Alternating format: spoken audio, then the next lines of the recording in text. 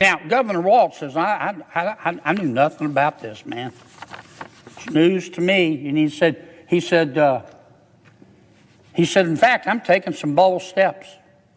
He said, at first, I'm not going to run for a third term. I guess he needs more time. Hope he uses the time to prepare his defense, because he's got a lot to defend here. He knew what was going on. You know, when you argue with a fool, you just prove there are two. And I consider Congresswoman Omar, Congresswoman Ocasio-Cortez, Congresswoman Tlaib, Congresswoman Presley, I think is her name. They call themselves the Squad. I consider them to be fools. They hate America. They think America was wicked in its origins. Patriots, welcome back to the channel. It's always good having you here, especially when Washington finally gives us one of those moments where somebody drops the polished talking points and starts speaking plain English. Today, John Kennedy goes straight at Tim Walz over that massive Minnesota fraud scandal, absolutely refusing to buy the excuse that leaders somehow didn't know millions were disappearing under their watch. Then Kennedy shifts gears and takes aim at Ilhan, Omar, and the Squad over their attitude toward America, and the tension in the room changes instantly. Stay with me till the end, and if you enjoy honest political breakdowns, like, subscribe, and share. In fact, one of the lawyers representing one of the thieves in this case said many of the people, this was their excuse, said many of the people involved in the stealing thought that the state was okay with it. That's what he said. Here's his quote. No one was doing anything about the red flags.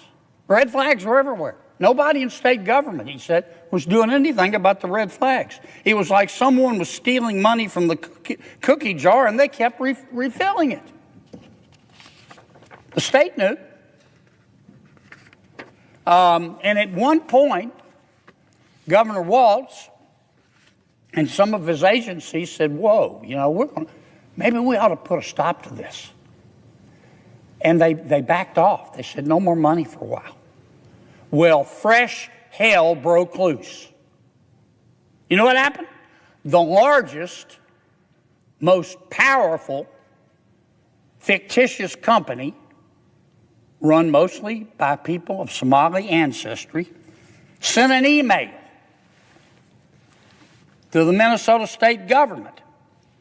And they said that the state agency that was failing to promptly approve new applications and give us new money from, quote, minority-owned businesses, close quote, was going to result in a lawsuit featuring accusations of racism that would be sprawled across the news. If you don't give us our money, we're going to call you racist.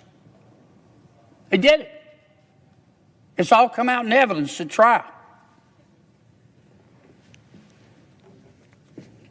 In fact, a lady by the name of Kesa Megan, she's one of the good guys. She is a Somali American who used to work as a fraud investigator in the Attorney General's office, who, by the way, was just as involved as Governor Walz in turning a blind eye to all this.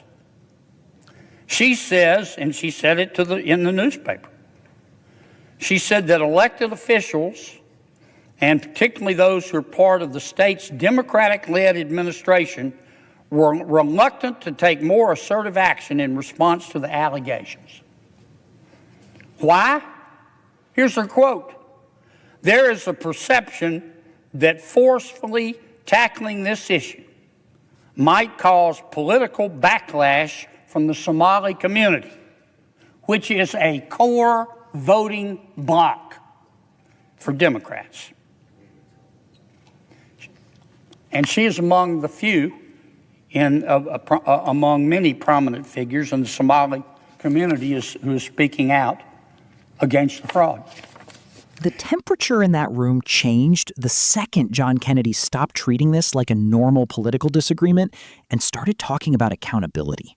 When he brought up the Minnesota fraud scandal tied to Tim Walz, you could hear the disbelief in his voice. Kennedy basically argued that leaders cannot hide behind "I didn't know" while taxpayer money disappears right under state agencies.